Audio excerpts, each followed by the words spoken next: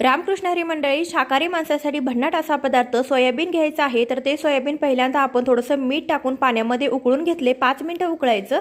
मोठं सोयाबीन घ्यायचं आहे. त्यानंतर सोयाबीनमधलं पाणी पूर्णपणे काढून घ्यायचं आणि त्यामध्ये 2 चमचे कॉर्नफ्लॉवर, 2 चमचे तांदळाचं पीठ, 1 चमचा बेसन, त्यानंतर चवीनुसार मीठ, पाव चमचा काळी मिरी पूड, अर्धा चमचा लाल तिखट, त्यानंतर पाव चमचा गरम मसाला, 1 चमचाभर आलं आणि लसणाची पेस्ट घालायची. लागलं तर पाणी घाला, नाही तर आवश्यक नाही. व्यवस्थित भिजून 10 ते 15 मिनिटं आपल्याला हे सोयाबीन भिजत ठेवायचं आहे आणि त्यानंतर आपण हे सोयाबीन तळून घेऊया.